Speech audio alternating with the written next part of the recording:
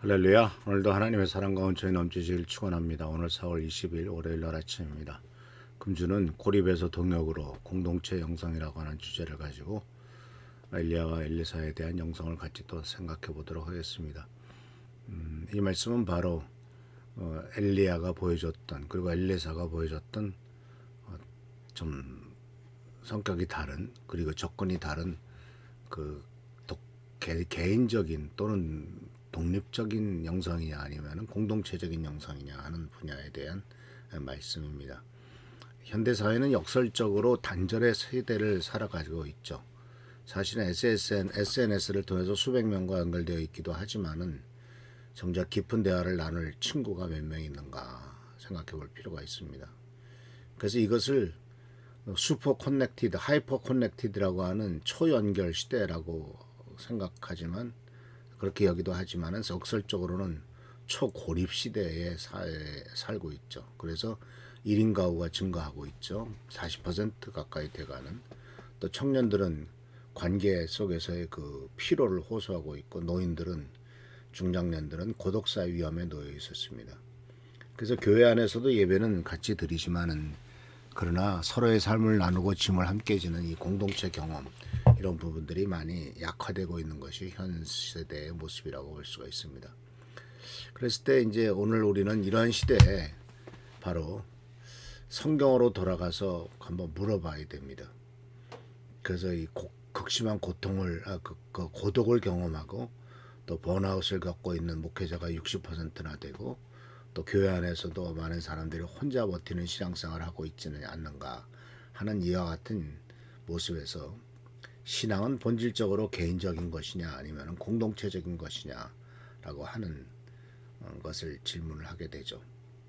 우리 하는 말로 잘 타는 그 조개탄 같은 것도 여러 조개탄이 같이 타고 있을 때는 같이 잘 타지만 따로 떨어뜨려서 하나만 내놓으면 얼마 가지 않아 꺼지는 것을 보게 되고, 또 꺼져가는 조개탄도 많은 불이 있는 많은 조개탄 안에 집어넣으면 다시 또 불타오르는 이런 모습을 통해서 우리들에게 보여주는 것은 바로 개인적인 것도 중요하지만 그러나 공동체적인 것, 이러한 서로 지탱하는 관계망, 이것이 굉장히 중요하다라고 하는 것을 우리들에게 가르쳐 줍니다. 오늘 우리는 엘리야와 엘리사라는 두 선지자의 사역을 통해서 고립의 영성을 보여주고 있는 엘리야에서 이제 동역의 영성으로 나가는 길을 같이 한번 생각해 보려고 합니다. 그래서 고립감을 경험하고 있는 인생들, 이런 모습 속에서 그렇다면은 정말 하나님께서는 어떤 것을 우리들에게 원하시느냐라고 하는 것입니다. 그래서 공동체 영성이라고 하는 것을 한번 생각해 볼 필요가 있는데요.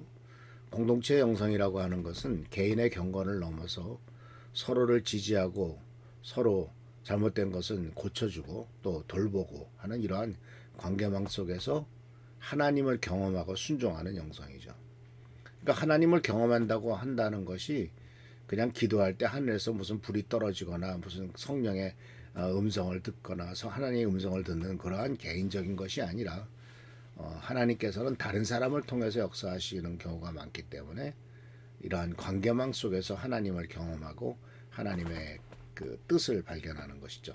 그래서 신앙은 본질적으로 개인적인 경험이기도 하지만은 우리는 언약 백성으로서 우리는 공동체로 모이도록 하나님은 부르셨다라고 말하죠.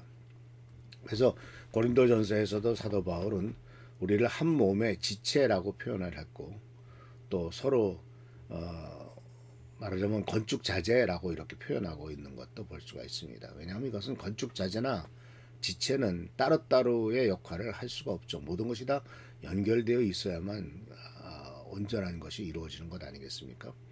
그래서 이 공동체라고 하는 것은 결국은 단독적인 것보다도 여러 개가 모였을 때 관계적인 정체성을 강조하고 있는 것이고, 또 이 네트워크라고 하는 것은 어떤 조직을 말하는 것이 아니라 연결성과 상호성을 핵심으로 하는 분산 협력 체계죠. 연결성과 상호성. 그러니까 서로 돕는 거죠.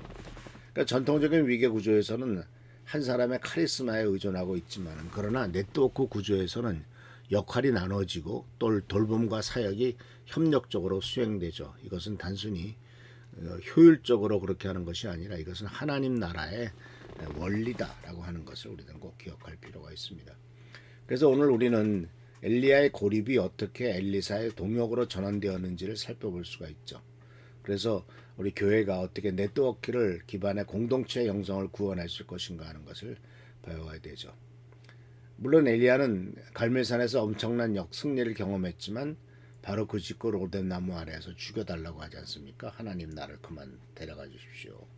그리고 다 이스라엘 민족이 다 주의 언약을 버렸고 나만 남았다. 그들은 내 생명받지 뺏으려고 한다. 이 오직 나만 남았다라고 하는 것은 단순히 감정이 아니라 고립되었다라고 하는 것을 보여주고 있는 신학적 징후입니다. 그래서 심지어 그렇기 때문에 이것을 엘리야 증후군이라고까지 말하고 있죠. 그러나 하나님께서는 감춰진 진실을 말해주죠. 너희 가운데 7,000명을 남겼다. 바알에게 무릎 꿇지 않고 바알에게 입 맞추지 않은 자다.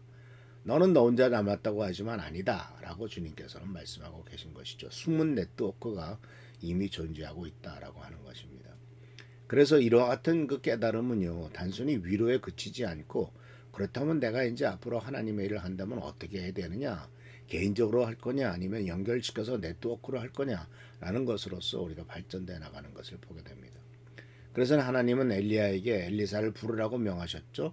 이를 통해서 이제 고립의 영성에서 동역의 영성으로의 전환이 시작되는 것을 보게 됩니다. 그래서 금주 내내 어저께 들으신 말씀을 생각하면서 이 말씀 속에서 계속 고독이 아니라 고립이 아니라 이제 동역으로 나가는 우리 귀한 성도님들의 영성이 되기를 축원합니다.